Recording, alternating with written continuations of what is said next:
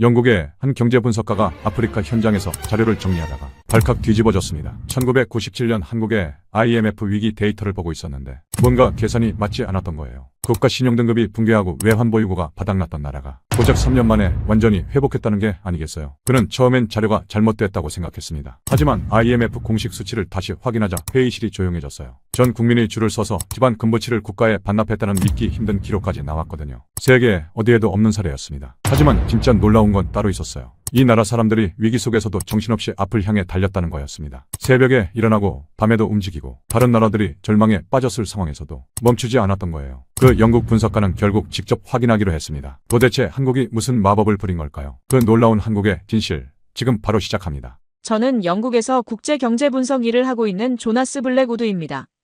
30년 동안 세계 각국의 경제 위기를 분석해왔어요. 아프리카부터 남미까지 나라가 무너지는 모습을 수없이 봤죠. 그런 제가 2019년 아프리카 현장에서 한국 자료를 보고 완전히 당황했습니다.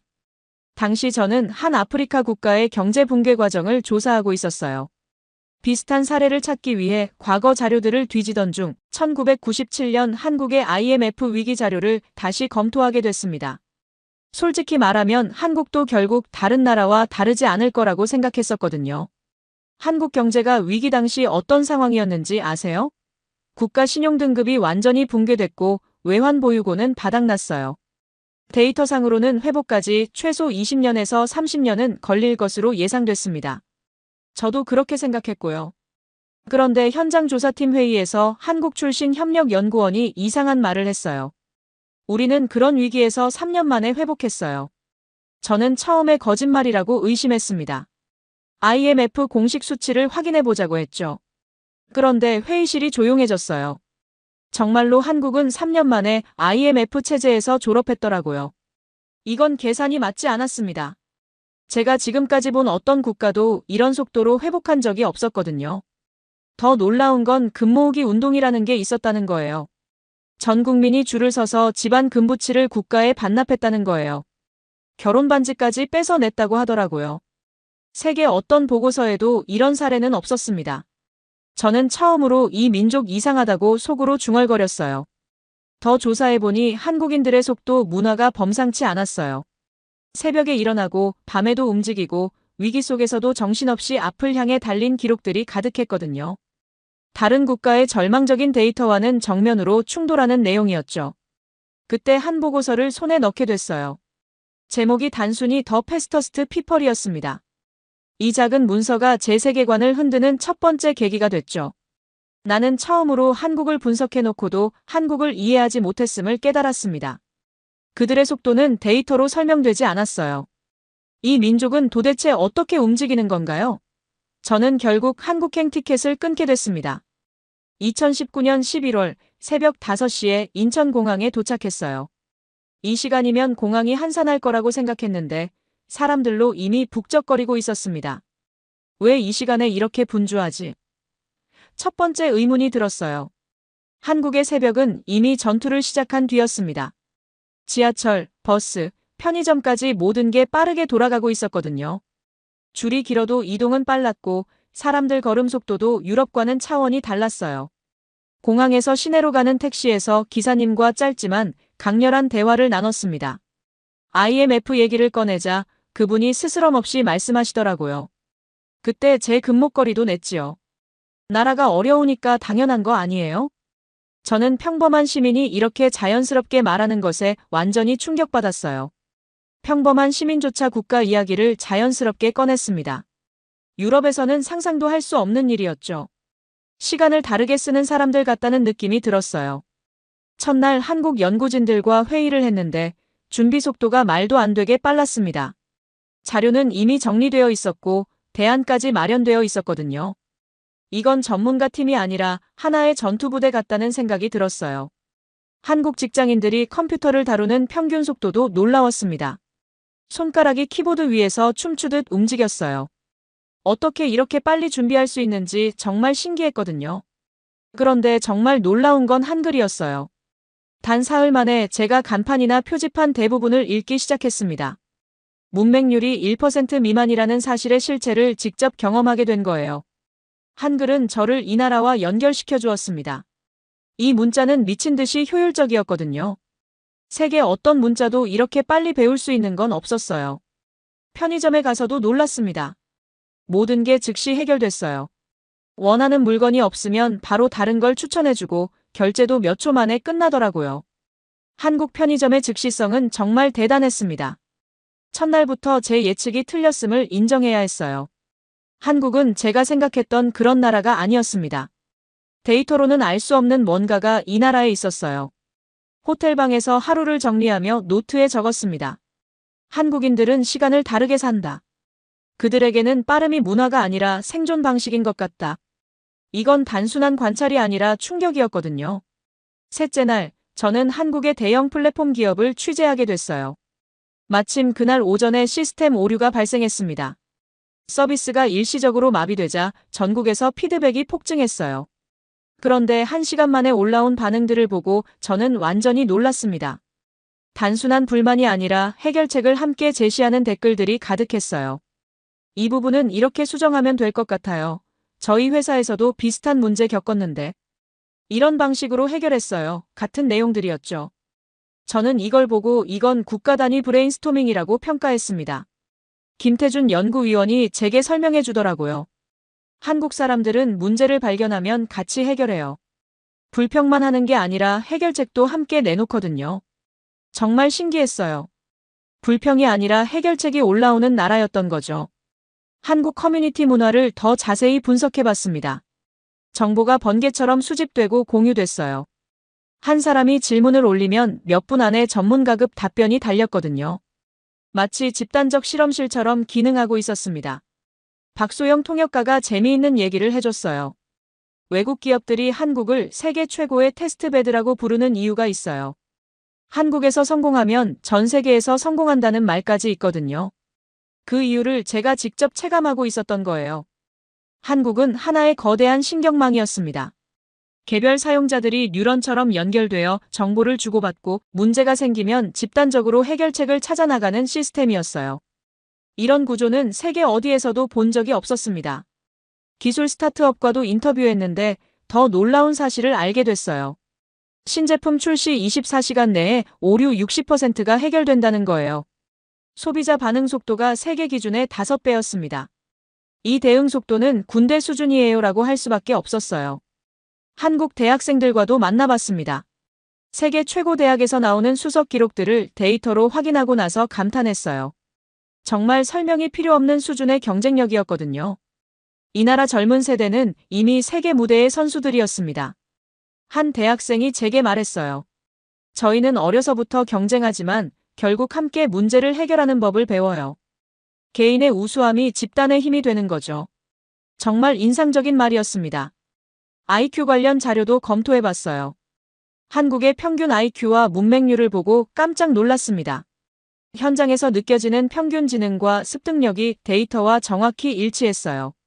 지능과 기술 이해력이 사회 전체의 속도와 연결된다는 걸 실감했습니다. 온라인 교육 플랫폼도 조사해봤는데 놀라웠어요. 한국인들의 학습 속도와 완주율이 세계 평균을 크게 웃돌고 있었습니다. 새로운 기술이나 지식을 흡수하는 속도가 정말 빨랐어요. 회사 회의 문화도 특별했어요. 브레인스토밍 시간이 되면 모든 직급이 자유롭게 의견을 내놓았습니다. 위계 질서가 있지만 아이디어에 대해서는 평등하다는 느낌이었어요. 저녁에 호텔에서 하루를 정리하며 노트에 적었어요. 한국인의 두뇌는 빠르다. 믿을 수 없을 만큼. 그리고 이런 생각이 들었습니다. 한국의 사고 체계는 세계 평균을 벗어나 있다. 이날 제가 내린 결론은 간단했어요. 한국은 단순한 국가가 아니라 하나의 거대한 집단 지능 시스템이라는 거였죠. 개인의 능력도 뛰어나지만 그걸 연결하고 증폭시키는 사회적 구조가 더 놀라웠습니다. 나흘째 되는 날 런던에서 전화가 왔어요. 편집장 리처드 스미스였습니다. 조나스, 한국에서 뭘 하고 있는 거야? 아프리카 프로젝트가 더 중요하다고. 차가운 목소리였어요. 제가 한국 관련 기사를 쓰고 싶다고 했을 때 반응이 시큰둥했거든요. 한국은 이미 충분히 연구된 나라야. 새로울 게 뭐가 있겠어? 리처드의 말이었어요. 서구 언론계의 전형적인 반응이었죠. 아시아에 대한 고정관념이 얼마나 뿌리 깊은지 새삼 깨달았습니다. 스페인 출신 동료 마르코 페레즈도 비슷한 반응이었어요. 화상회의에서 한국 성장은 일시적 현상일 뿐이야. 결국 한계에 부딪힐 거라고 말하더라고요. 저도 며칠 전까지는 같은 생각이었으니까 뭐라고 할 수 없었어요. 그런데 현장에서 보는 한국은 완전히 달랐습니다. 제가 갖고 있던 모든 예상을 뒤엎고 있었어요. 한국의 극단적인 빨리빨리 문화에 처음엔 피로감을 느꼈거든요. 회의 속도, 준비 속도, 말하는 속도까지 과부하 느낌이었어요. 저는 처음에 이걸 문제점으로 적었습니다. 숨이 찬다고 노트에 썼거든요. 하지만 그날 오후에 생각이 완전히 바뀌는 일이 일어났어요. 갑자기 서울 일부 지역에 정전사고가 발생했습니다. 저는 현장으로 달려갔어요. 그런데 시민들이 혼란에 빠지기는커녕 즉시 질서를 유지하며 서로 도우고 있는 모습을 봤습니다. 몇 분 만에 공동체적 대응이 이루어졌어요.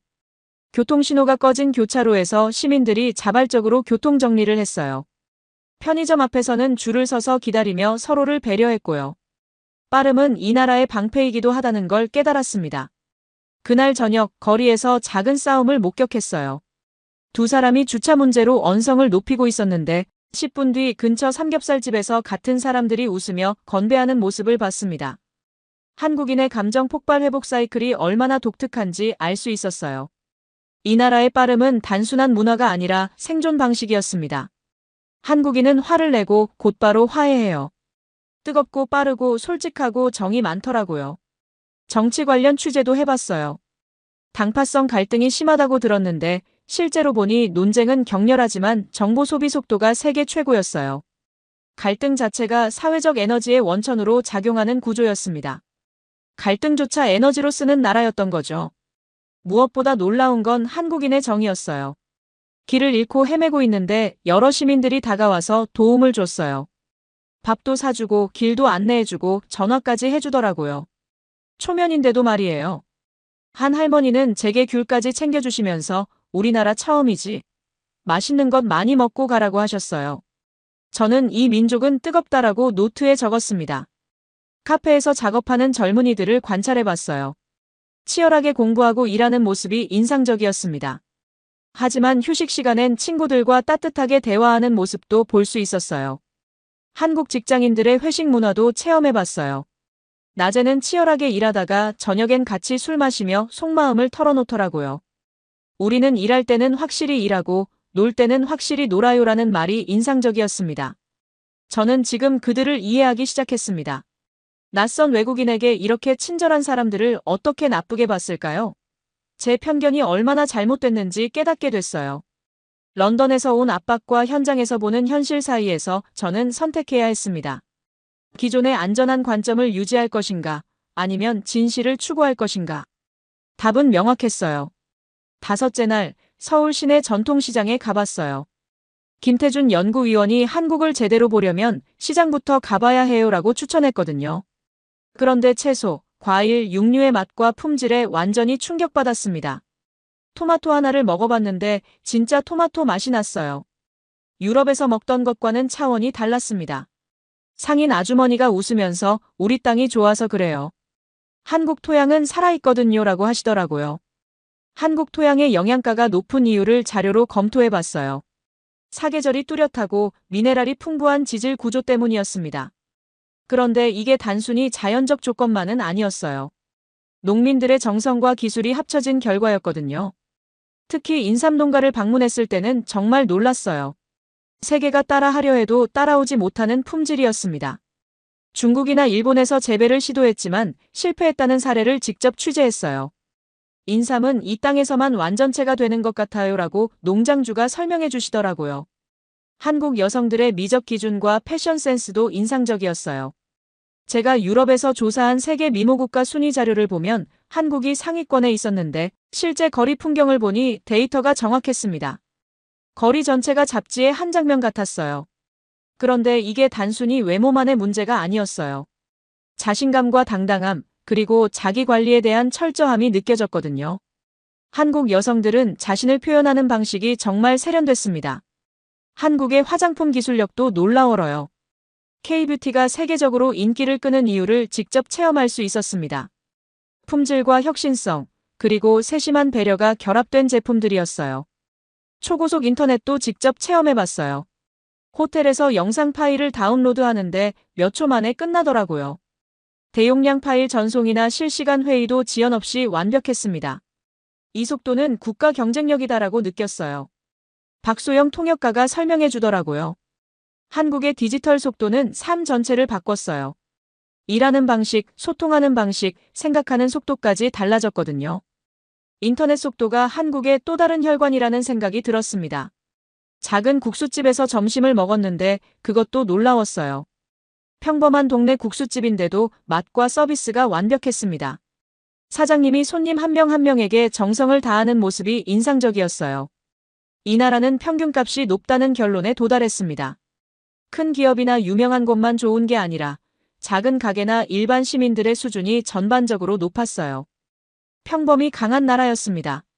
한국 소상공인들의 장인 정신도 느낄 수 있었어요.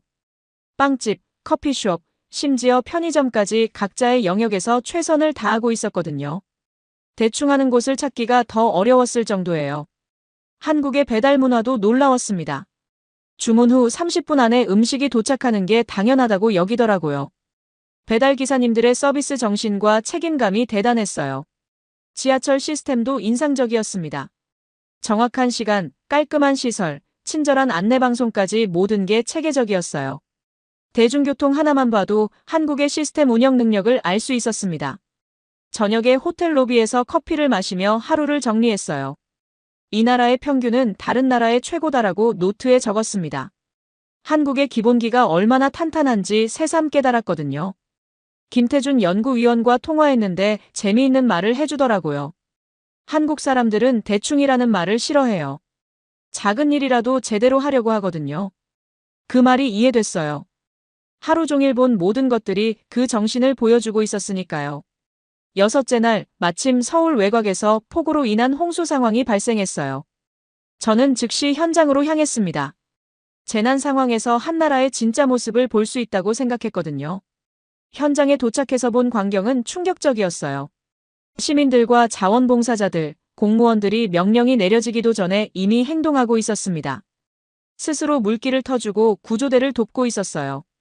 한 시민이 제게 말했습니다. 우리는 기다리지 않아요. 도움이 필요하면 먼저 움직이거든요. 정말 그랬어요. 한국인의 대응은 본능이고 훈련이었습니다. 소방서에서 나온 분이 설명해 주더라고요. 한국 사람들은 위기 때 더 단결해요. 개인주의보다는 공동체 정신이 강하거든요. 실제로 재난 현장에서 서로를 돕는 모습들이 자연스럽게 펼쳐지고 있었어요. 특히 인상적이었던 건 조직력이었어요. 자발적으로 팀이 구성되고 역할이 분담되고 효율적으로 작업이 진행됐습니다. 마치 오래전부터 훈련된 팀 같았어요. 그날 오후에는 한 IT 기업에서 시스템 대란이 발생했다는 소식을 들었어요.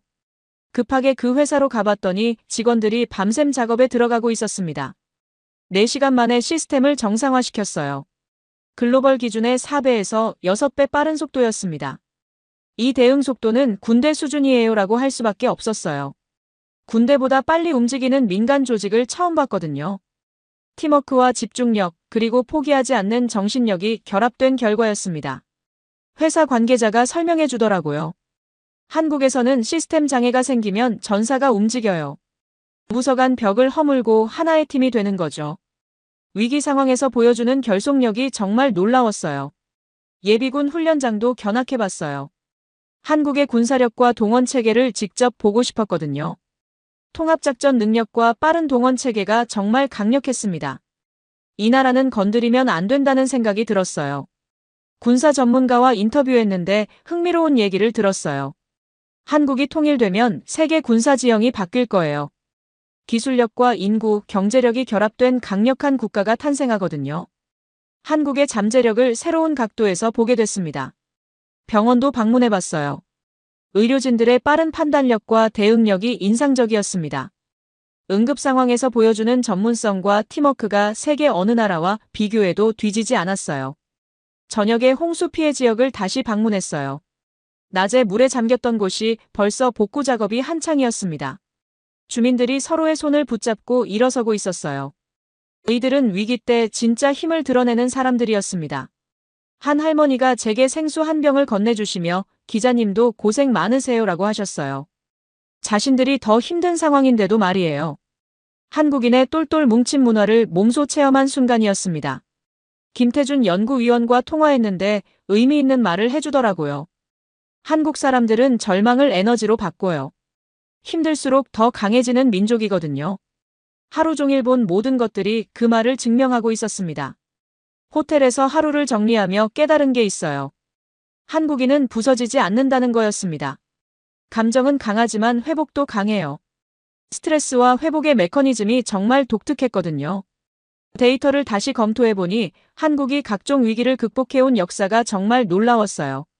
일제강점기, 한국전쟁, IMF 위기까지 모든 시련을 딛고 더 강해진 나라였습니다. 한국인은 절망을 희망으로 바꾸는 방법을 알고 있다고 노트에 적었어요. 이게 바로 한국의 진짜 힘이라는 걸 확신했습니다.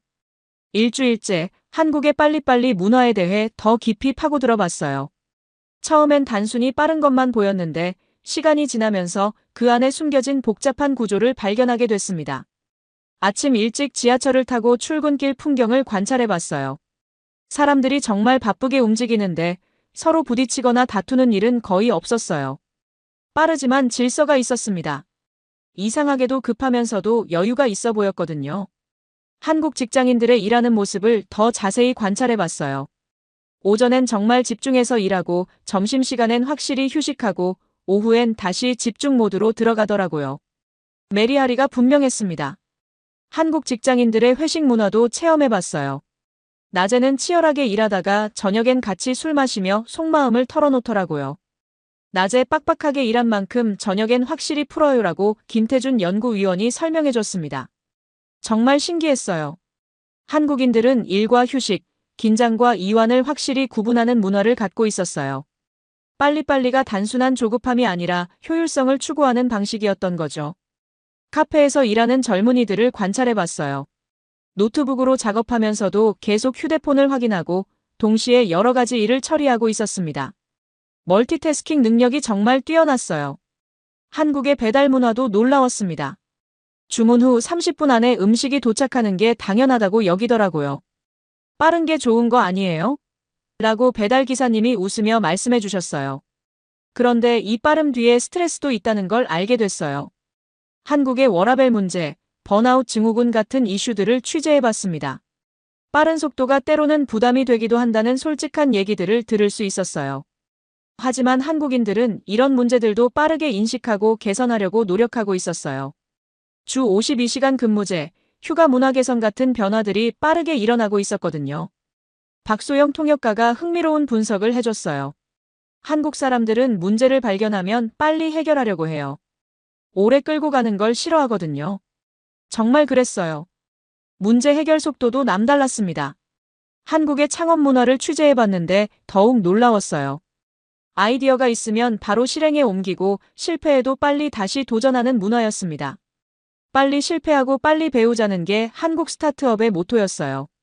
실제로 한 스타트업 대표를 만나봤는데 한국에서는 6개월이면 전 세계 1년치 피드백을 받을 수 있어요라고 하더라고요. 빠른 실행, 빠른 피드백, 빠른 개선의 선순환 구조였습니다. 한국 학생들의 학습 문화도 관찰해봤어요.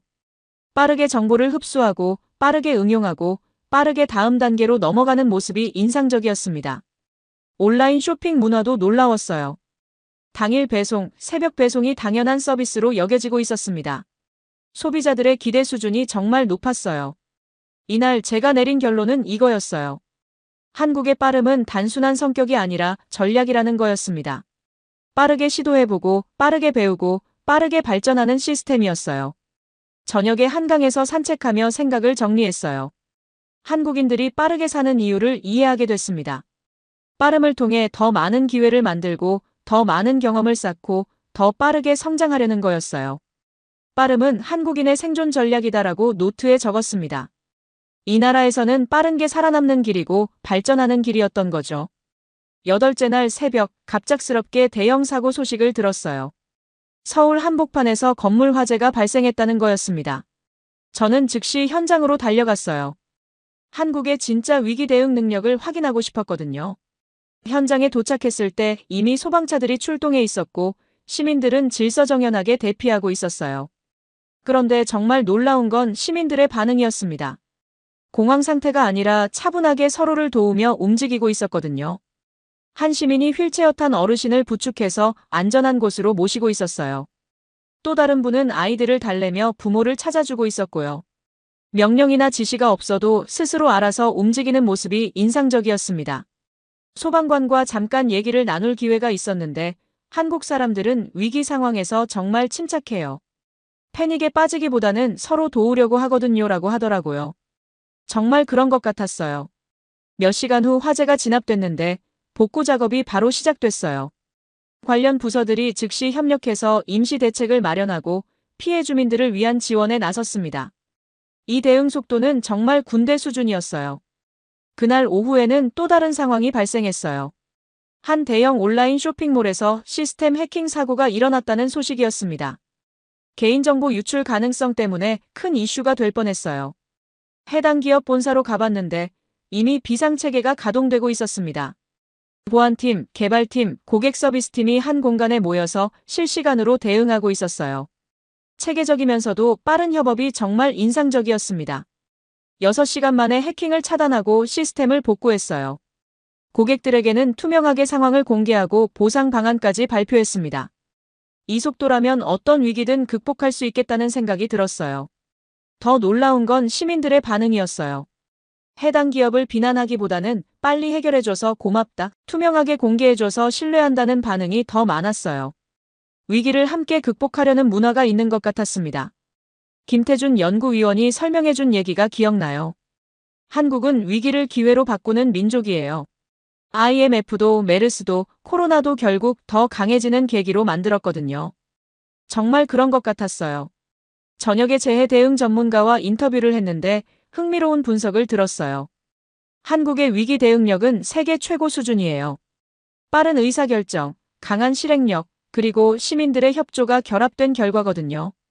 실제로 데이터를 확인해보니 한국의 재해 대응 속도와 복구 능력이 OECD 평균을 크게 웃돌고 있었어요. 자연재해든 사회적 재난이든 빠르게 극복하는 능력이 뛰어났습니다. 특히 코로나19 대응 과정에서 보여준 K방역 시스템은 전 세계가 주목했던 사례였어요. 빠른 검사, 정확한 추적, 투명한 정보 공개가 결합된 모델이었습니다. 한국의 디지털 인프라가 위기 대응에 큰 도움이 됐다는 분석도 들었어요. 실시간 정보 공유, 빠른 의사소통, 효율적 자원 배분이 가능했던 거죠. 호텔에 돌아와서 하루를 정리하며 깨달은 게 있어요. 한국은 위기에서 더 강해지는 나라다라는 거였습니다. 위기가 왔을 때 무너지는 게 아니라 오히려 단결하고 발전하는 문화를 갖고 있었어요. 이게 바로 제가 찾던 첫 번째 반전이었습니다. 한국을 약한 나라로 봤던 제 편견이 완전히 깨진 순간이었어요. 이 나라는 겉보기와 달리 정말 강한 나라였습니다. 한국인은 절망을 에너지로 바꾼다고 노트에 적었어요. 이게 바로 한국이 IMF를 3년 만에 극복할 수 있었던 비밀이었습니다. 인천국제공항에 발을 딛는 순간 저는 뭔가 다른 세상에 온 것 같은 느낌을 받았습니다. 공항 곳곳에 설치된 디지털 안내판들이 한국어, 영어, 중국어, 일본어로 자연스럽게 번갈아 나오는 모습부터가 신기했어요. 단순한 번역이 아니라 각 언어의 뉘앙스까지 살린 안내였거든요. 택시를 타고 서울로 향하는 동안 기사님과 대화를 나눠봤는데 정말 놀라웠습니다. 기사님이 네이버 지도를 쓰면서 실시간 교통 상황, 맛집 정보, 주유소 위치까지 한 번에 확인하시더라고요. 구글 지도는 안 쓰세요? 라고 물어봤더니 웃으시면서 네이버가 훨씬 정확해요. 골목길까지 다 알거든요 라고 하시네요. 이게 바로 제가 찾던 답의 시작이었습니다. 한국 사람들에게 네이버는 단순한 검색 엔진이 아니라 생활 그 자체였어요. 검색, 지도, 블로그, 카페, 쇼핑까지 모든 디지털 활동이 네이버를 중심으로 이루어지고 있었거든요. 호텔에 체크인하고 나서 첫 번째로 한 일은 네이버 AI 센터에 연락하는 것이었어요. MIT 연구원이라는 신분으로 연구 협력을 요청했는데 생각보다 빠르게 긍정적인 답변이 왔습니다. 김민준 센터장님이 직접 만나주시기로 했거든요. 그날 저녁 호텔방에서 한국의 인터넷 문화를 직접 체험해봤습니다. 네이버 블로그를 둘러보니 정말 다양한 주제의 글들이 올라와 있더라고요. 요리, 여행, 육아, 공부법, 취업 준비까지. 특히 놀라웠던 건 댓글 문화였어요. 단순한 반응이 아니라 정말 진지한 정보 교환과 토론이 이루어지고 있었습니다. 네이버 카페도 마찬가지였어요. 각 주제별로 전문가 수준의 정보들이 공유되고 있었고 회원들 간의 상호작용도 매우 활발했습니다. 이런 풍부한 데이터가 26년간 축적되어 왔다니 AI 학습 데이터로는 정말 보물창고나 다름없었어요. 더 흥미로웠던 건 한국 사람들의 정보 검증 문화였습니다. 잘못된 정보가 올라오면 다른 사용자들이 바로 팩트체크를 하고 정확한 정보로 수정해 주더라고요. 이런 자정작용이 데이터의 품질을 높이는 핵심 요소였습니다. 밤늦게까지 한국 인터넷을 탐험하면서 한 가지 확신이 들었어요. 여기에는 분명 다른 나라에서 볼 수 없는 독특한 디지털 생태계가 있다는 것이었습니다. 그리고 이 생태계에서 자란 AI라면 분명 기존의 AI들과는 다를 거라는 예감도 들었고요. 다음 날 아침 김민준 센터장님께 전화를 드렸습니다. 목소리에서 진정성이 느껴지더라고요. 외국 연구자가 우리 기술에 관심을 가져주셔서 감사합니다. 많은 걸 보여드리고 싶어요라고 하시면서 네이버 본사 방문을 제안해 주셨어요. 그 순간 저는 알았습니다. 이번 한국행이 단순한 연구 여행이 아니라 제 인생을 바꿀 전환점이 될 거라는 걸 말이에요. 지금까지 서구 중심적 사고에 갇혀있던 제가 완전히 새로운 관점을 얻게 될 것 같았거든요. 네이버 본사에 처음 들어섰을 때의 충격은 지금도 생생하게 기억납니다. 로비에서부터 뭔가 다른 에너지가 느껴졌어요. 직원들의 움직임도 빨랐고 곳곳에 설치된 모니터들에는 실시간으로 변화하는 다양한 데이터들이 표시되고 있었거든요. 김민준 센터장님이 직접 나와서 맞이해 주셨는데 첫인상이 정말 인상적이었어요. 조나스님, 멀리서 오시느라 고생하셨습니다. 우리가 가진 걸 숨김없이 보여드리겠어요 라고 하시더라고요. 이런 개방적인 태도가 한국 기업 문화의 특징인지 궁금해졌습니다. 첫 번째로 안내받은 곳은 데이터 센터였어요. 문을 열고 들어가는 순간 정말 압도됐습니다.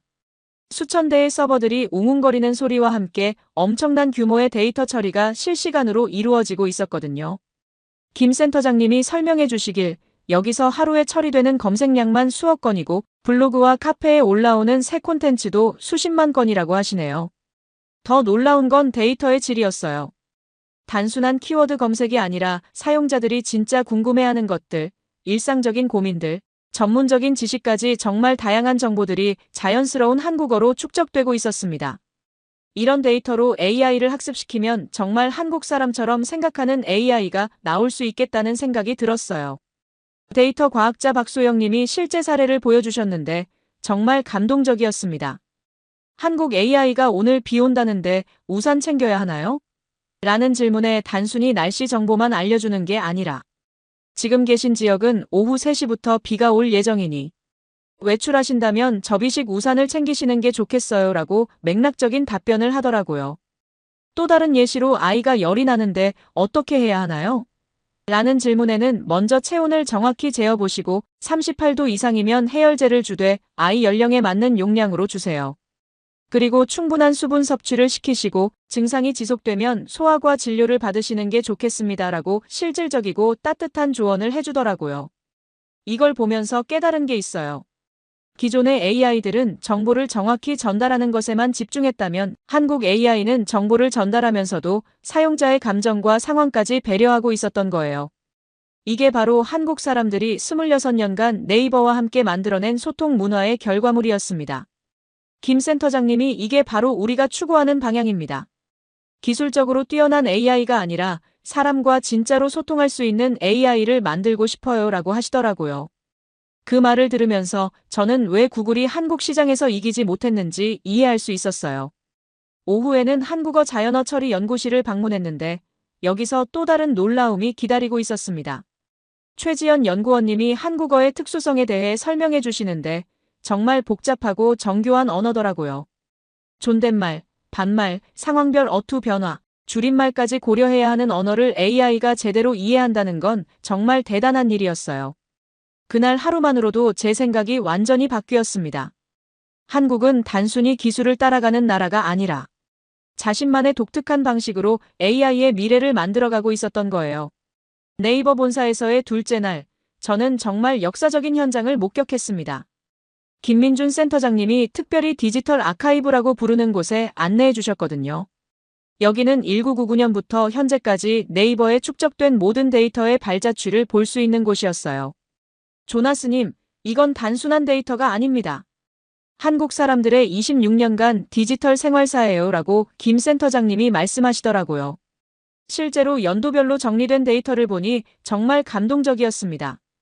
초기에는 단순한 검색어들이 대부분이었는데 시간이 지나면서 점점 복잡하고 깊이 있는 질문들로 발전해 왔더라고요.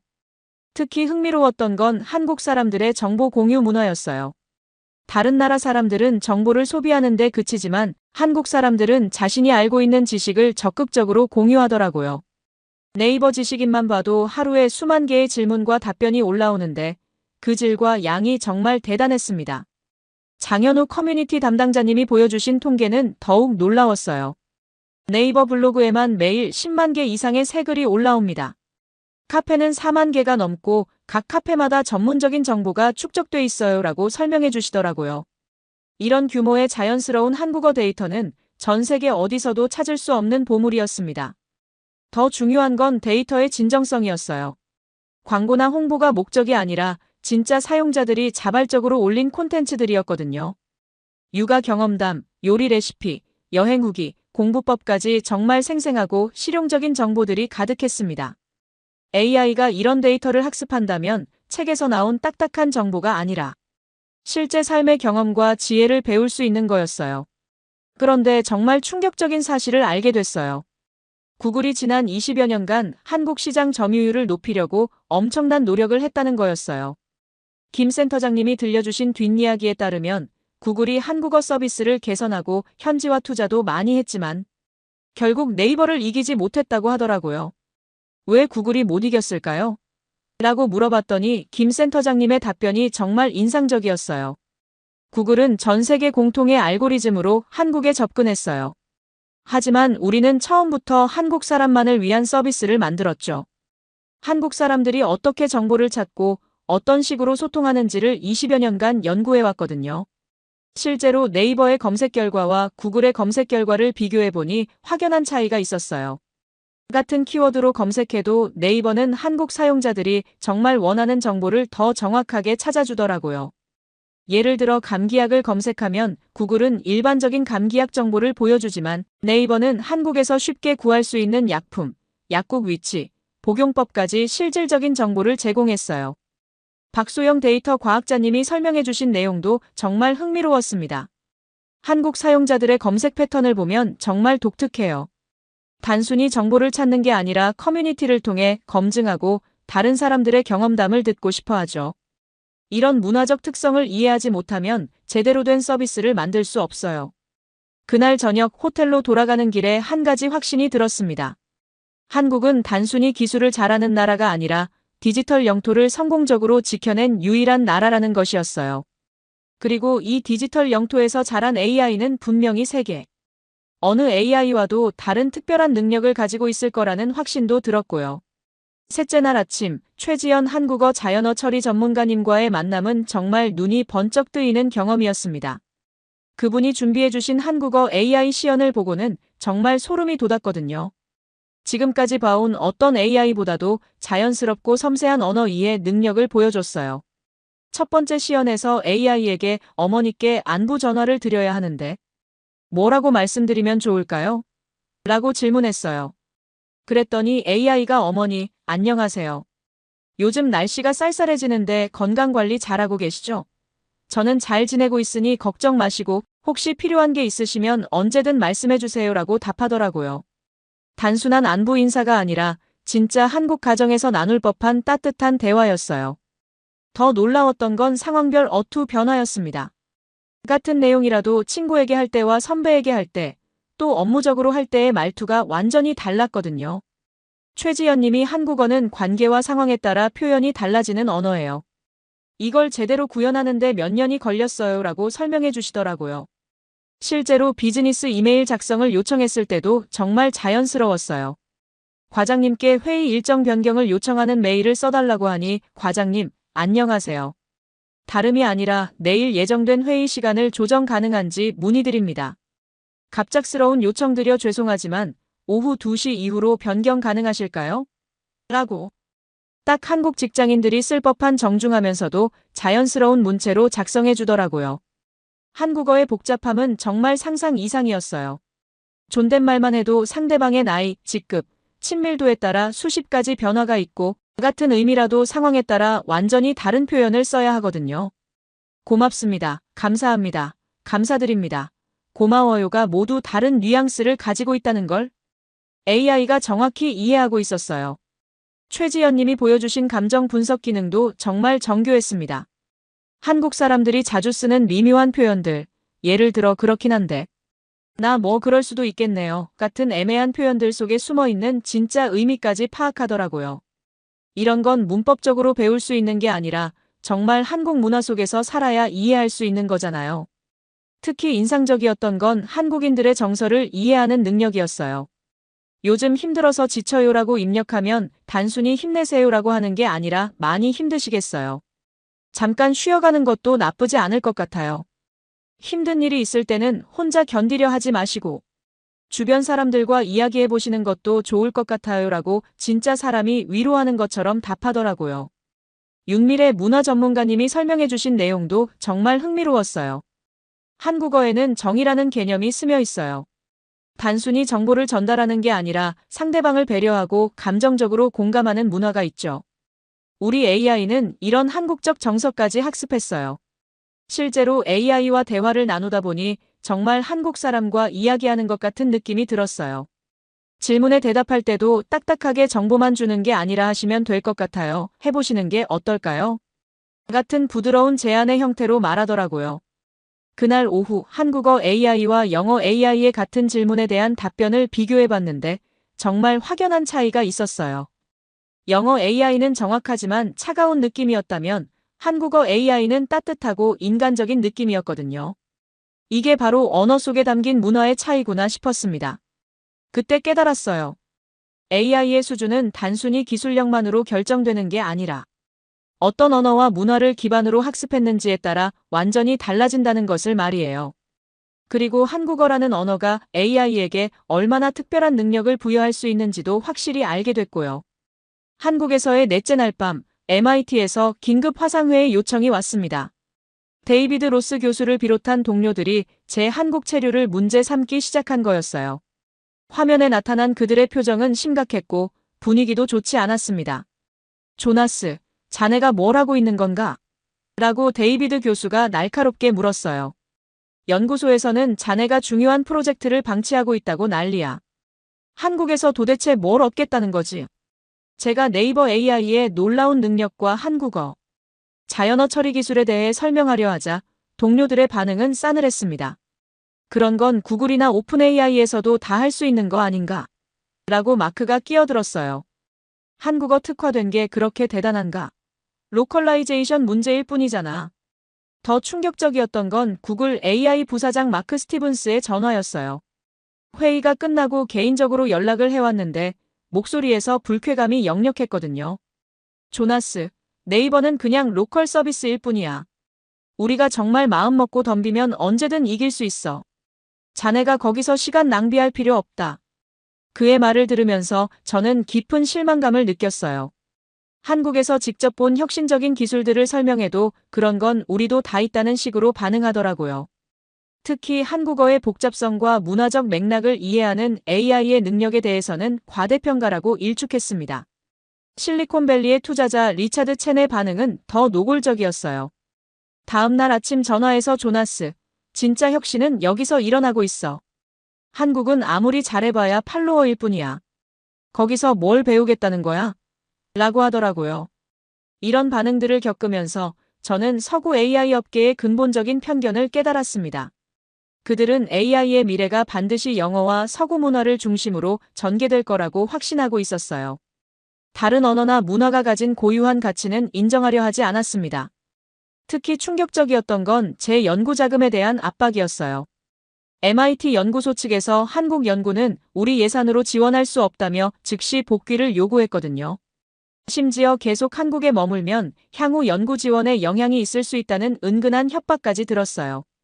그날 저녁 김민준 센터장님께 이런 상황을 털어놓았더니 쓴웃음을 지으시더라고요. 조나스님, 우리가 지난 20여 년간 계속 겪어온 일이에요. 서구 AI 업계는 한국의 기술이 발전하는 걸 인정하고 싶어 하지 않아요. 특히 자기들이 못한 걸 우리가 해내면 더욱 그렇죠. 김 센터장님이 들려준 이야기는 정말 놀라웠어요. 네이버가 검색 기술에서 구글을 앞서는 부분들이 있을 때마다 서구 언론들은 한국 시장의 특수성 때문이라고 평가절하했다고 하더라고요. 진짜 기술력을 인정하기보다는 예외적인 상황으로 치부하려 했던 거죠. 하지만 이제는 다릅니다라고 김 센터장님이 말씀하시더라고요. AI 시대에는 언어와 문화가 핵심 경쟁력이에요. 우리가 가진 한국어 데이터와 문화적 이해는 복사할 수 없는 자산이거든요. 그날 밤 호텔방에서 깊이 고민했습니다. MIT로 돌아가서 안전한 연구자의 길을 계속 갈 것인가, 아니면 여기서 본 진짜 혁신을 세계에 알리는 일을 할 것인가. 동료들의 압박과 비난을 감수하면서까지 한국 AI의 가능성을 믿을 것인가. 다음 날 아침 결심을 굳혔습니다. 서구 중심적 편견에 굴복하지 않겠다고요. 오히려 이런 편견이야말로 그들이 진짜 혁신을 놓치게 만드는 원인이라는 걸 증명하고 싶었어요. 한국에서 일어나고 있는 AI 혁명을 세계에 제대로 알리는 게 연구자로서 제 사명이라고 생각했거든요. 다섯째 날 아침, 제 인생을 바꾼 결정적인 순간을 목격했습니다. 김민준 센터장님이 조나스님께 특별한 걸 보여드리고 싶어요라며 안내한 곳은 네이버의 차세대 AI 연구실이었어요. 여기서 벌어지고 있는 일은 정말 혁명적이었습니다. 지금까지의 AI는 검색하거나 생성하거나 둘 중 하나만 했어요. 하지만 우리는 이 둘을 완전히 융합시켰습니다라고 이승호 연구팀장님이 설명해 주셨어요. 실제 시연을 보고는 정말 충격을 받았거든요. 내년 봄에 제주도 여행을 계획하고 있는데 완벽한 여행 계획을 세워줄 수 있나요? 라고 AI에게 물어봤더니 단순히 관광지 정보만 나열하는 게 아니었어요. AI가 실시간으로 항공료, 숙박비, 날씨 정보, 현지 맛집, 교통편까지 모든 걸 검색하면서 동시에 구체적인 여행 일정표를 만들어주더라고요. 더 놀라운 건 정보의 정확성이었어요. 일반적인 관광 정보가 아니라 최신 리뷰, 실제 방문자들의 생생한 후기, 현재 운영 상황까지 모두 반영된 정보였거든요. 어제 올라온 블로그 후기까지 반영해서 답변하고 있어요라고 박소영 님이 설명해 주시더라고요. 비즈니스 활용 사례는 더욱 인상적이었습니다.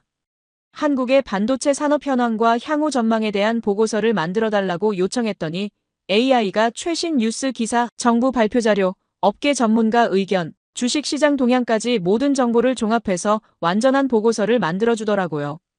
그것도 출처까지 명확히 밝혀서 말이에요. 이게 바로 차세대 AI의 방향입니다. 라고 김 센터장님이 말씀하시더라고요. 단순히 학습된 데이터로만 답변하는 게 아니라 실시간 정보를 찾아서 정확한 답변을 만들어내는 거죠. 거짓말하는 AI 시대가 끝나는 거예요. 특히 한국어로 된 정보의 정확도는 정말 대단했어요. 외국 AI들이 한국 정보를 검색할 때는 번역 과정에서 오류가 생기거나 문맥을 잘못 이해하는 경우가 많은데 네이버 AI는 한국어 원문을 직접 이해해서 훨씬 정확한 결과를 보여줬거든요. 의료 분야 활용 사례도 정말 인상적이었어요. 당뇨병 환자의 식단 관리에 대해 알고 싶어요라고 하니 최신 의학 논문, 병원 가이드라인, 영양학 정보를 종합해서 구체적인 식단표까지 만들어주더라고요. 물론 전문의와 상담하시기 바랍니다라는 주의사항도 빠뜨리지 않았고요. 이런 기능을 보면서 저는 깨달았습니다. 지금까지 AI의 한계라고 여겨졌던 정보의 실시간성과 정확성 문제가 완전히 해결되고 있다는 것을 말이에요. 그리고 이런 혁신이 한국에서 먼저 일어나고 있다는 사실이 정말 놀라웠어요. 왜 한국에서 이런 기술이 먼저 나올 수 있었을까요? 라고 물어봤더니 이승호 팀장님의 답변이 인상적이었어요. 한국 사람들은 정보에 대한 욕구가 정말 강해요. 그리고 그 정보가 정확해야 한다는 요구도 높고요. 이런 사용자들의 니즈가 기술 발전을 이끌어낸 거죠.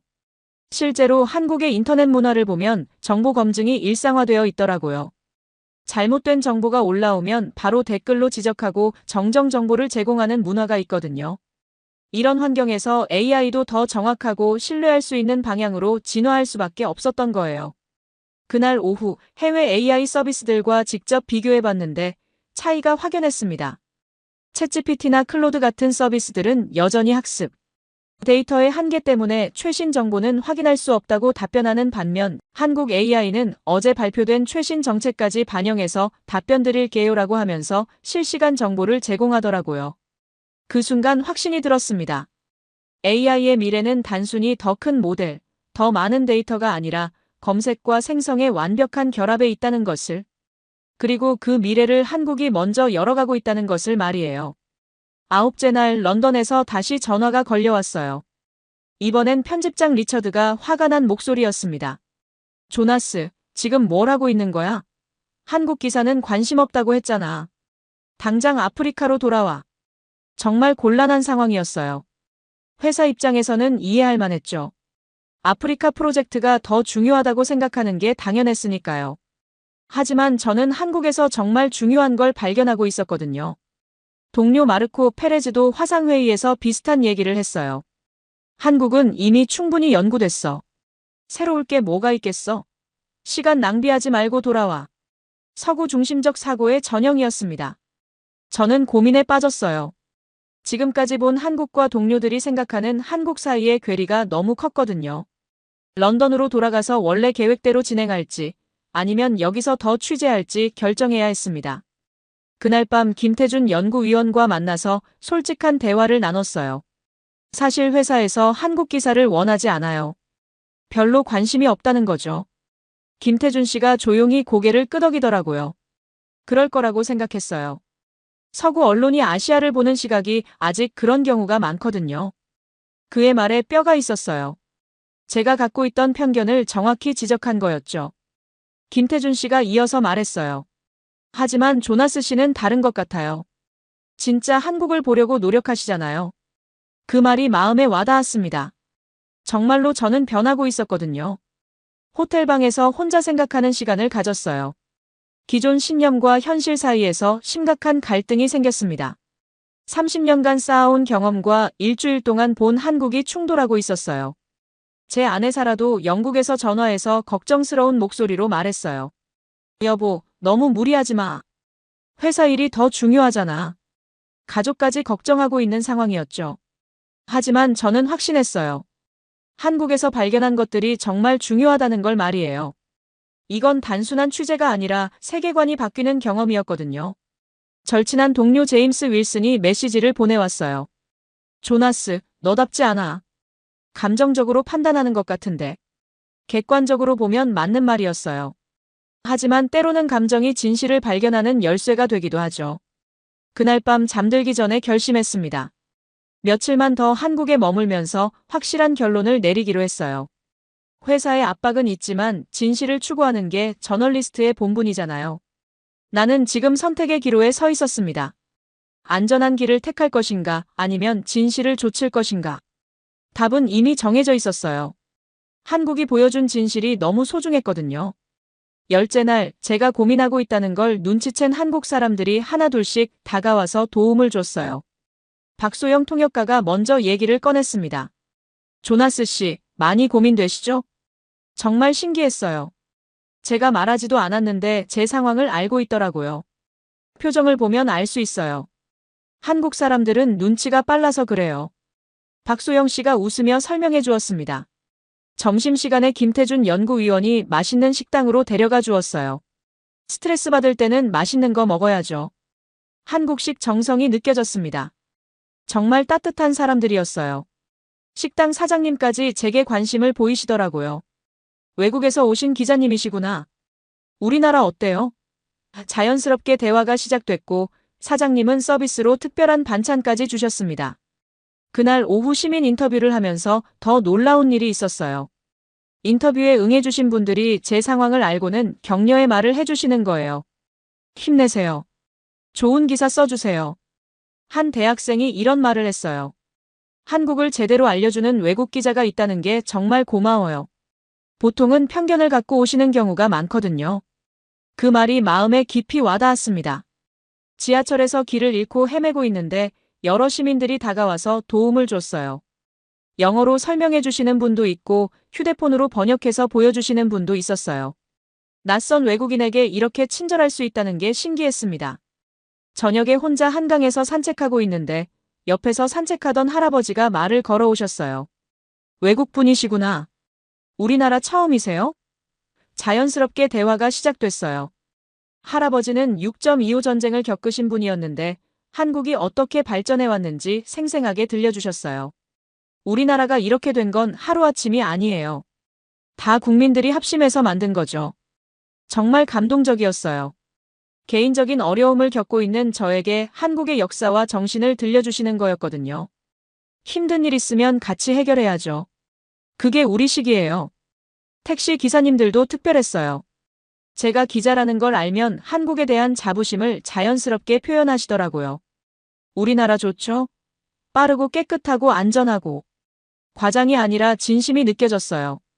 카페에서 작업하고 있는데 옆자리 젊은이가 조심스럽게 말을 걸어왔어요. 혹시 한국 기사 쓰시는 거예요? 궁금한 거 있으면 언제든 물어보세요. 정말 고마운 마음이었습니다. 그날 밤 호텔에서 하루를 정리하며 깨달았어요. 한국 사람들의 정이 얼마나 따뜻한지를 말이에요. 어려움에 처한 외국인을 그냥 지나치지 않고 도우려는 마음이 정말 진짜였습니다. 이 나라 사람들은 뜨겁고 빠르고 정이 많습니다. 그리고 진심으로 사람을 대하죠. 이런 따뜻함을 받으며 저는 더욱 확신하게 됐어요. 한국에 대한 진실을 써야겠다고 말이에요. 11째 날 한국 IT 기업들의 글로벌 진출 현황을 조사하기 시작했어요. 데이터를 보고 정말 놀랐습니다. 한국에서 성공한 제품들이 세계 시장에서도 선도적 위치를 차지하고 있었거든요.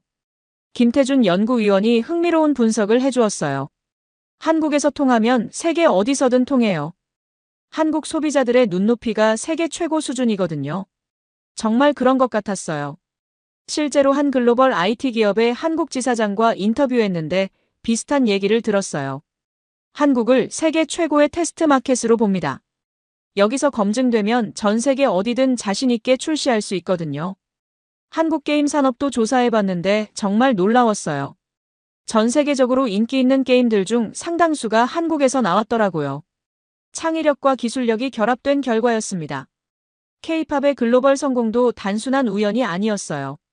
체계적인 시스템과 끊임없는 노력, 그리고 완벽주의가 결합된 결과였습니다. 한국의 콘텐츠 제작 능력은 정말 세계 최고 수준이었어요. 한국 화장품 산업의 글로벌 진출도 인상적이었습니다. K-뷰티라는 브랜드로 세계 시장을 정복하고 있었어요. 한국 여성들이 까다로워서 우리 제품 품질이 좋아진 거예요 라는 업체 관계자의 말이 기억나네요. 반도체 산업은 말할 것도 없었어요.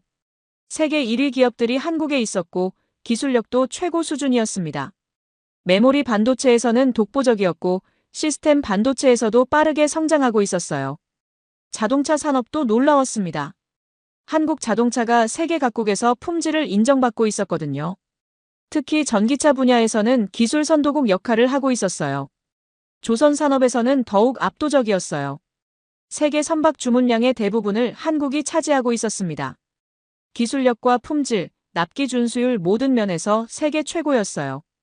한국 드라마의 해외 인기도 조사해봤는데 단순한 한류가 아니라 문화적 영향력이었어요. 한국 문화와 정서가 세계인들에게 공감을 불러일으키고 있었습니다. 스마트폰도 마찬가지였어요. 한국 브랜드가 세계 시장에서 확고한 위치를 차지하고 있었고 혁신적인 기술로 시장을 선도하고 있었습니다. 데이터를 종합해보니 한 가지 공통점을 발견했어요. 한국에서 먼저 성공한 후 해외로 진출하는 패턴이었습니다. 한국 시장이 일종의 관문 역할을 하고 있었던 거죠. 이게 바로 두 번째 반전이었어요. 한국은 단순한 아시아 신흥국이 아니라 세계 트렌드를 이끄는 선진국이었습니다. 이 나라는 스스로 기적을 만들어 왔던 거예요. 저는 이제 확신했습니다. 한국은 미래를 보여주는 나라라는 걸 말이에요. 속도, 기술, 문화가 결합된 새로운 모델의 국가였습니다. 그날 밤 호텔에서 노트에 적었어요. 한국은 세계의 미래다. 이 나라가 보여주는 방향이 전 세계가 나아갈 길이다. 열이틀째, 저는 마침내 결정을 내렸어요. 런던 본사의 압박에도 불구하고 한국 기사를 끝까지 써내기로 한 거죠. 진실을 추구하는 게 저널리스트의 본분이니까요. 리처드 편집장에게 전화해서 솔직하게 말했습니다. 며칠만 더 시간을 주세요. 정말 중요한 걸 발견했어요. 물론 좋은 반응은 아니었죠. 하지만 제 확신을 전달하려고 노력했어요. 한국은 우리가 생각하는 그런 나라가 아니에요. 세계가 주목해야 할 새로운 모델입니다. 제가 한 말이었어요. 리처드는 회의적이었지만 일단 기다려보겠다고 했습니다. 김태준 연구위원과 마지막 점검 회의를 했어요. 지금까지 수집한 자료들을 정리하고 빠진 부분이 없는지 확인했습니다. 정말 방대한 양의 데이터가 모였어요. 조나스 씨, 정말 고생 많으셨어요. 한국을 이렇게 깊이 이해하려는 외국 기자는 처음 봐요. 김태준 씨의 말에 뿌듯함을 느꼈습니다. 박소영 통역가도 도움을 줬어요. 마지막에 뭔가 빠뜨린 게 있는지 확인해보죠. 정말 꼼꼼하고 성실한 사람이었어요. 한국인의 장점을 보여주는 대표적인 사례였습니다. 그날 오후에는 한국의 미래 비전에 대해 더 조사해봤어요. 젊은 세대들이 꿈꾸는 한국, 정부가 추진하는 정책들, 기업들의 장기 계획까지 폭넓게 살펴봤습니다. 특히 인공지능, 바이오, 우주항공 분야에서 한국이 보여주는 비전이 놀라웠어요. 이미 상당한 기술력을 갖추고 있었고 미래를 준비하는 전략도 체계적이었습니다. 교육 시스템도 다시 한번 점검해봤어요. 세계 최고 수준의 교육열과 성과, 그리고 끊임없는 개선 노력이 인상적이었습니다. 이게 바로 한국 발전의 원동력이었어요. 한국의 사회 시스템도 재검토했습니다. 빠른 의사결정, 효율적 실행, 강한 결속력이 결합된 독특한 구조였어요. 장점과 단점이 공존하지만 전체적으로는 강점이 더 컸습니다. 저녁에는 지금까지 만난 한국 사람들을 떠올려봤어요.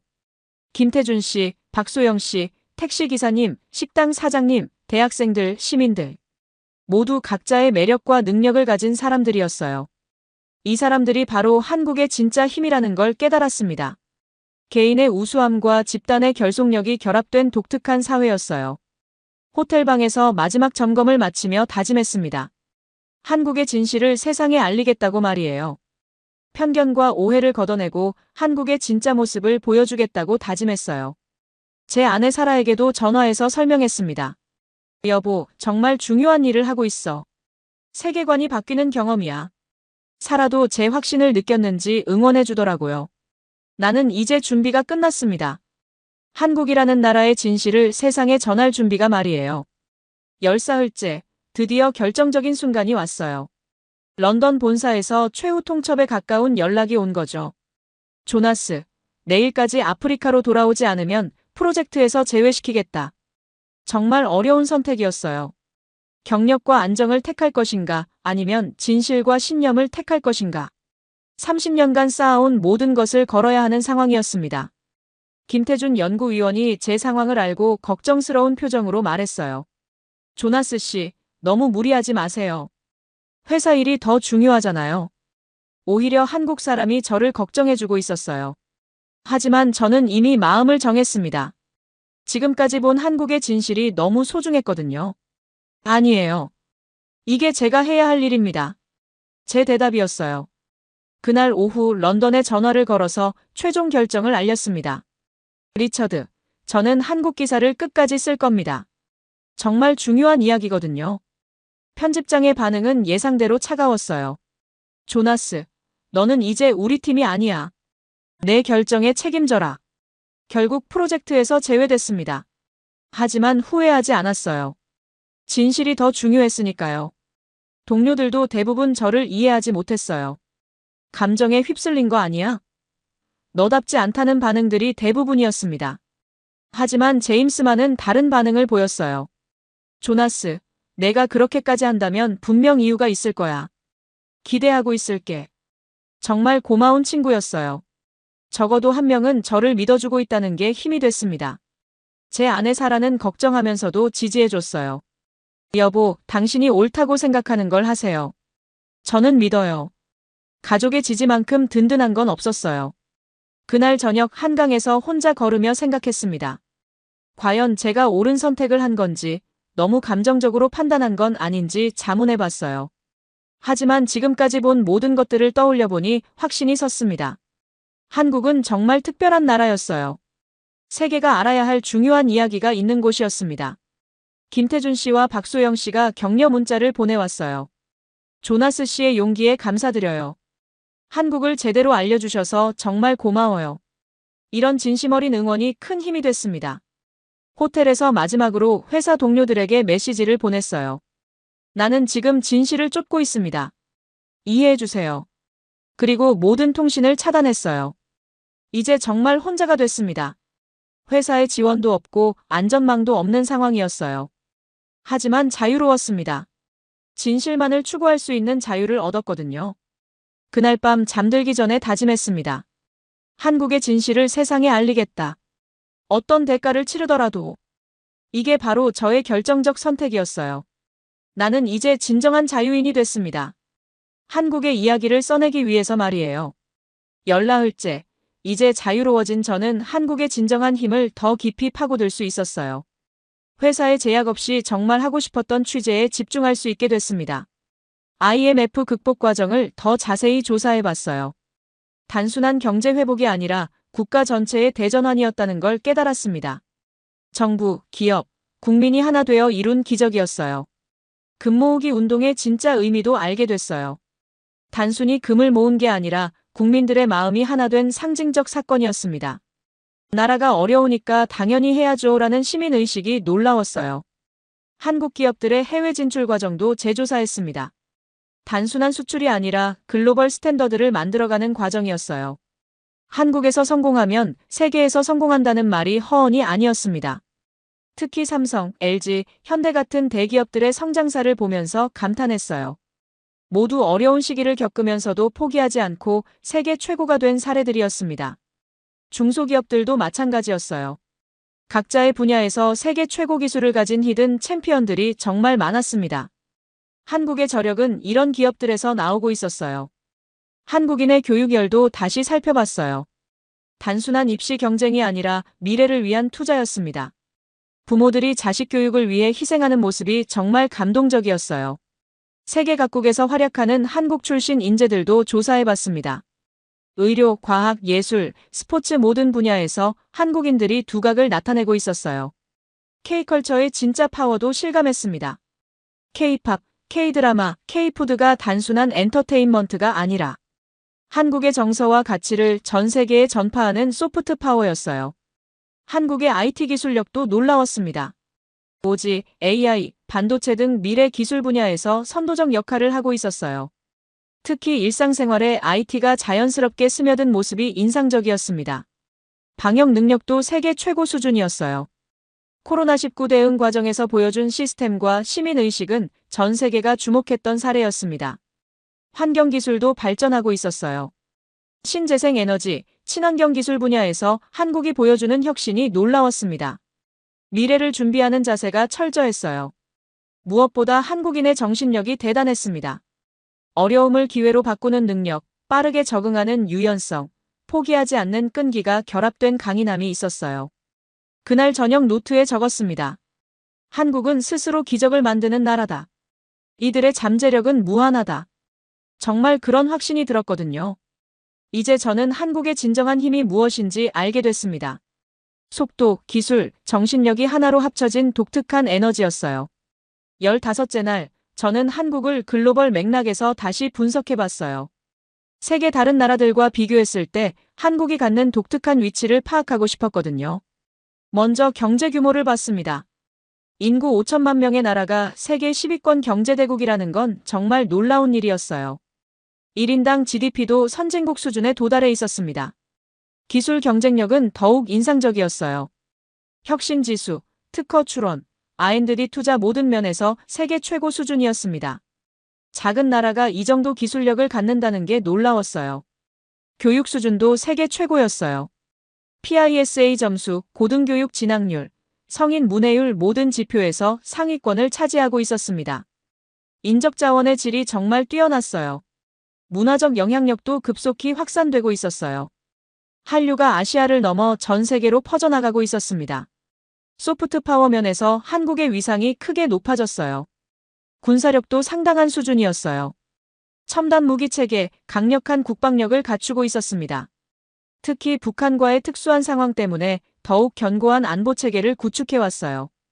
국제관계에서도 독특한 위치에 있었어요. 미국, 중국, 일본, 러시아 등 강대국들 사이에서 균형을 잡으며 자신만의 외교 노선을 추진하고 있었습니다. 스포츠 분야에서도 선전하고 있었어요. 올림픽, 월드컵 등 국제대회에서 꾸준히 좋은 성과를 내고 있었습니다. e스포츠에서는 세계를 선도하고 있었어요. 환경기술 분야에서도 주목받고 있었어요.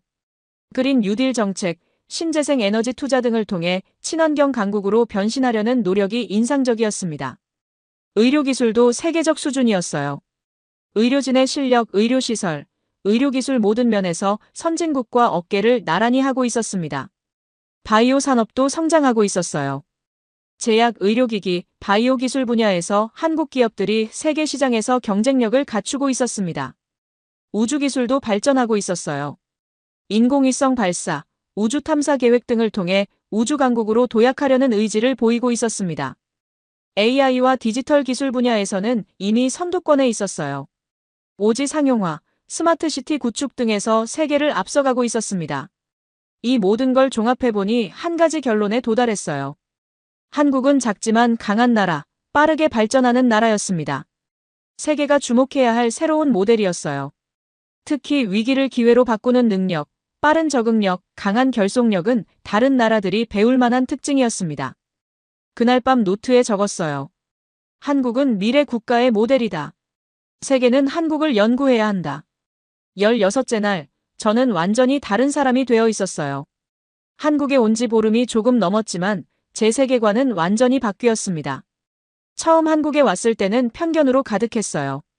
아시아의 작은 나라, IMF를 겪은 나라, 선진국이 되기엔 부족한 나라라고 생각했었거든요. 하지만 지금은 정반대로 생각하게 됐어요.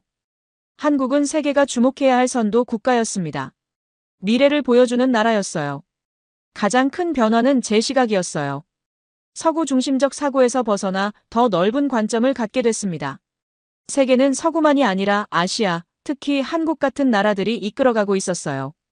한국인에 대한 인식도 완전히 바뀌었습니다. 처음엔 빨리빨리 문화가 조급해 보였는데 지금은 그게 효율성과 역동성의 표현이라는 걸 알겠어요. 한국인의 정도 이해하게 됐어요.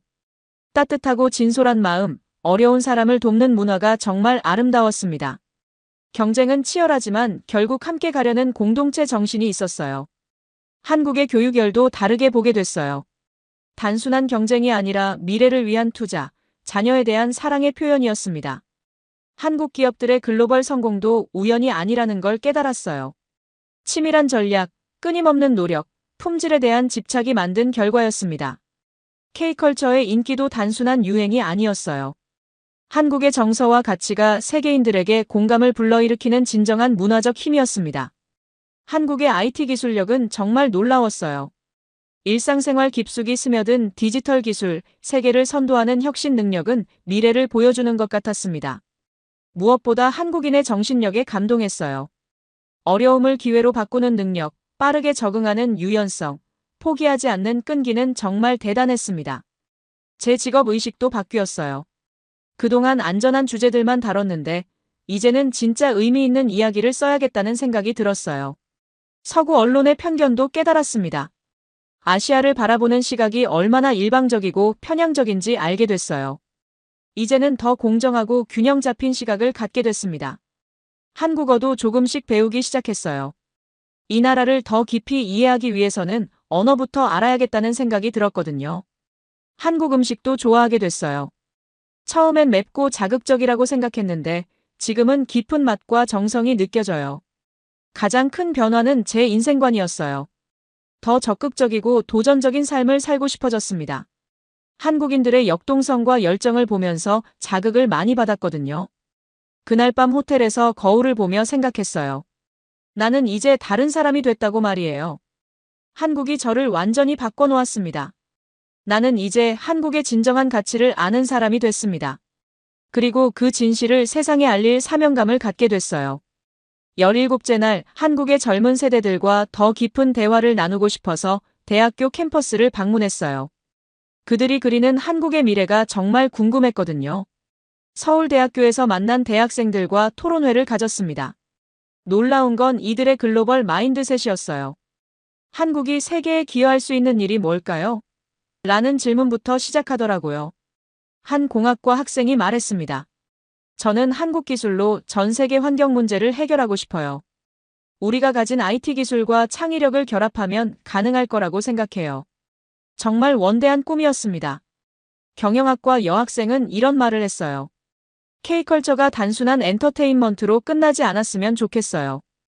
한국의 가치와 정서를 통해 세계인들이 서로를 더 이해하는 계기가 됐으면 해요. 의대생은 더 구체적이었습니다. 한국의 의료기술과 시스템을 개발도상국에 전수하고 싶어요. 우리가 받은 도움을 이제 다른 나라에 베풀 차례라고 생각해요. 이들의 공통점은 한국을 넘어 세계를 생각한다는 거였어요. 한국이 잘 되는 것만으로는 부족해요.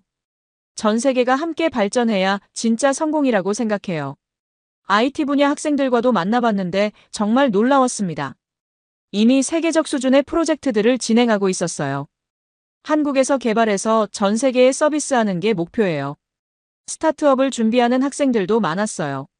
한국의 빠른 실행력과 글로벌 마인드를 결합하면 세계 어디서든 성공할 수 있다고 생각해요. 정말 자신감 넘치는 모습이었습니다. 예술 분야 학생들은 한국 문화의 세계화에 대한 비전을 갖고 있었어요. K-팝이나 K-드라마의 성공을 보면서 한국 문화의 가능성을 확신하게 됐어요. 환경 분야에 관심 있는 학생들도 인상적이었습니다. 한국이 친환경 기술 선도국이 되어서 기후변화 해결에 기여하고 싶어요. 이들과 대화하면서 느낀 건 한국의 미래가 정말 밝다는 거였어요. 젊은 세대가 이렇게 큰 비전을 갖고 있다면 한국은 계속 발전할 수밖에 없겠더라고요. 특히 이들의 균형 감각이 놀라웠어요. 한국에 대한 자부심은 갖고 있지만 동시에 겸손함도 잃지 않았어요. 아직 부족한 점이 많아요. 더 노력해야죠. 글로벌 감각도 뛰어났습니다. 영어는 기본이고 여러 외국어를 구사하는 학생들이 많았어요. 해외 경험도 풍부해서 세계적 안목을 갖고 있었습니다. 무엇보다 이들의 실행력이 대단했어요. 꿈만 꾸는 게 아니라 실제로 행동에 옮기고 있었거든요. 일단 해보는 한국인 특유의 추진력을 그대로 보여주고 있었습니다. 그날 저녁 노트에 적었어요. 한국의 미래는 이 젊은이들이 만들어갈 것이다. 그리고 그 미래는 정말 밝다. 이 젊은 세대가 있는 한 한국은 계속해서 세계를 놀라게 할 거라는 확신이 들었습니다. 18째 날, 드디어 기사를 쓰기 시작했어요. 지금까지의 모든 경험과 깨달음을 정리해서 세계에 전할 메시지를 완성하는 날이었습니다. 호텔방에서 노트북을 켜고 첫 문장을 적었어요. 나는 한국을 연구하러 왔지만 결국 한국에게 배웠다. 정말 진심에서 우러나온 말이었습니다. 기사의 제목은 더 코리어 I never knew a nation that rewrites the rules로 정했어요. 제가 알지 못했던 한국, 기존 룰을 다시 쓰는 나라라는 의미였습니다. 첫 번째 메시지는 속도에 관한 것이었어요. 한국의 속도는 조급함이 아니라 효율성이다. 이들은 시간을 다르게 사용한다. 한국인의 빨리빨리 문화를 새롭게 해석했습니다. 두 번째는 집단 지능에 대한 것이었어요. 한국은 하나의 거대한 신경망이다. 개인의 우수함이 집단의 힘으로 증폭된다. 이게 바로 한국의 진짜 힘이라고 썼습니다. 세 번째는 회복력이었어요. 한국인은 절망을 희망으로 바꾸는 방법을 안다. 위기는 이들에게 기회가 된다. IMF 극복 과정이 그 증거라고 설명했습니다. 네 번째는 혁신 능력이었어요. 한국에서 성공하면 세계에서 성공한다. 이 나라는 글로벌 스탠더드의 테스트베드다. 한국 기업들의 성공 사례들을 들어 설명했습니다. 다섯 번째는 문화적 영향력이었어요. K컬처는 단순한 엔터테인먼트가 아니라 가치의 전파다. 한국의 정서가 세계를 움직인다. 한류의 진정한 의미를 해석했습니다. 여섯 번째는 교육의 힘이었어요. 한국의 교육열은 미래를 위한 투자다. 인적 자원이 곧 국력이다. 한국 교육 시스템의 장점을 부각시켰습니다. 일곱 번째는 기술 리더십이었어요. 한국은 미래 기술의 실험실이다. 이들이 제시하는 방향이 세계의 미래다. IT 강국 한국의 역할을 강조했습니다. 여덟 번째는 공동체 정신이었어요. 한국인은 개인주의와 집단주의의 완벽한 균형을 이뤘다. 경쟁하지만 결국 함께 간다. 한국 사회의 독특한 특징을 설명했습니다. 아홉 번째는 국제적 역할이었어요. 한국은 강대국들 사이의 균형자다. 작지만 강한 목소리를 낸다. 한국의 독특한 외교적 위치를 분석했습니다. 마지막 10번째는 미래 비전이었어요. 한국은 미래 국가의 모델이다. 세계는 한국을 연구해야 한다. 이것이 제 최종 결론이었습니다. 기사를 마무리하면서 개인적 고백도 담았어요. 나는 편견을 가지고 한국에 왔지만 진실을 발견하고 돌아간다. 한국은 나를 더 나은 저널리스트로 만들어줬다. 마지막 문단은 이렇게 썼어요. 세계는 변하고 있다. 그 변화의 중심에 한국이 있다. 우리가 한국을 이해하는 것은 미래를 이해하는 것이다. 기사를 다 쓰고 나니 뿌듯했어요. 정말 진실한 마음으로 쓴 글이었거든요. 이제 이 메시지가 전 세계에 전달되기를 바랄 뿐이었습니다. 19째 날 한국에서의 마지막 날이었어요. 지금까지 도움을 준 분들과 작별 인사를 하는 시간을 가졌습니다. 김태준 연구위원과는 한강에서 마지막 산책을 했어요. 조나스 씨, 정말 고생 많으셨어요. 한국을 이렇게 깊이 이해해 주셔서 감사해요. 그의 진심 어린 말에 마음이 뭉클했습니다. 아니에요. 오히려 제가 더 많은 걸 배웠어요. 한국이 저를 완전히 바꿔놓았거든요. 정말 그랬어요. 한국은 제게 새로운 세계를 열어준 나라였습니다. 박소영 통역가와는 마지막 저녁을 함께 했어요. 조나스 씨가 쓴 기사를 꼭 읽어보고 싶어요. 외국 기자가 본 한국이 어떤 모습일지 정말 궁금해요. 한국의 진짜 모습을 썼어요. 편견 없이 진실만을 담았습니다. 제가 자신있게 말할 수 있는 부분이었어요. 택시기사 최민호 씨도 찾아뵀어요. 처음 공항에서 만났을 때 IMF 얘기를 해주셨던 분이었거든요. 아, 그때 그 외국인. 아직도 한국에 계셨구나. 선생님께서 처음 들려주신 금모으기 운동 얘기가 제게 큰 영감을 줬어요. 한국인의 정신을 이해하는 출발점이었거든요. 정말 고마운 분이었습니다. 시민 인터뷰에 응해주셨던 분들도 만나뵈었어요. 모두 제가 한국에 대한 좋은 기사를 써줄 거라며 격려해 주셨습니다. 한국을 제대로 알려주셔서 고마워요. 한 할머니는 제게 한국 전통 선물까지 주시면서 우리나라가 마음에 들었으면 자주 와라고 하셨어요. 그 따뜻한 마음이 정말 고마웠습니다. 대학생들과도 마지막 만남을 가졌어요. 조나스 씨 기사가 나오면 꼭 읽어볼게요. 한국의 젊은 세대가 어떻게 그려졌는지 궁금해요. 카페에서 만났던 젊은이들도 인사를 와줬어요. 한국에서 좋은 경험 하셨길 바라요. 다음에 또 오세요. 이런 작은 배려들이 정말 감동적이었습니다. 식당 사장님들도 특별했어요. 제가 떠난다는 얘기를 듣고 마지막 식사를 대접해 주시겠다고 하시더라고요. 우리 음식 많이 드시고 건강하게 돌아가세요. 그날 저녁 호텔에서 짐을 싸면서 생각했어요. 한국에서 만난 모든 사람들이 제게 소중한 인연이 됐다는 걸 말이에요. 단순히 취재원이 아니라 진정한 친구들이었습니다. 김태준 씨가 마지막 메시지를 보내왔어요. 조나스 씨, 한국은 언제나 당신을 환영할 거예요. 이제 당신은 한국의 친구니까요. 박소영 씨도 따뜻한 인사를 보냈습니다. 한국에서 배운 것들을 세상에 잘 전해주세요. 우리는 조나스 씨를 믿어요. 정말 감동적이었어요. 이렇게 많은 한국 사람들이 저를 따뜻하게 받아주고 진심으로 대해준다는 게 믿어지지 않았습니다. 그날 밤 마지막으로 한강을 바라보며 다짐했어요. 언젠가 다시 한국에 와서 이분들을 만나겠다고 말이에요. 나는 이제 한국과 깊은 유대를 맺은 사람이 됐습니다. 한국은 제게 단순한 취재지가 아니라 마음의 고향 같은 곳이 됐어요. 20째 날, 드디어 영국으로 돌아가는 날이었어요. 인천공항에서 한국과 작별하면서 정말 많은 감정이 교차했습니다. 공항에 나와주신 김태준 연구위원과 박소영 통역가께 마지막 인사를 드렸어요. 정말 고마웠어요. 한국에서 배운 모든 것들을 세상에 알리겠습니다. 제 진심을 담아 말씀드렸습니다. 조나스 씨가 써주신 기사를 통해 더 많은 사람들이 한국을 이해하게 될 거예요. 정말 기대하고 있어요. 김태준 씨의 말씀이었습니다. 비행기에 오르면서 지난 보름을 되돌아봤어요. 편견을 갖고 왔던 제가 완전히 다른 사람이 되어 돌아가고 있었습니다. 한국이 제게 준 선물은 정말 소중했어요.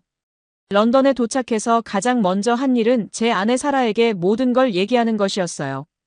여보, 정말 놀라운 경험이었어요. 한국은 제가 생각했던 그런 나라가 아니었어요. 살아도 제 변화를 금세 눈치챘어요. 당신이 완전히 달라졌네요. 눈빛부터 다르잖아요.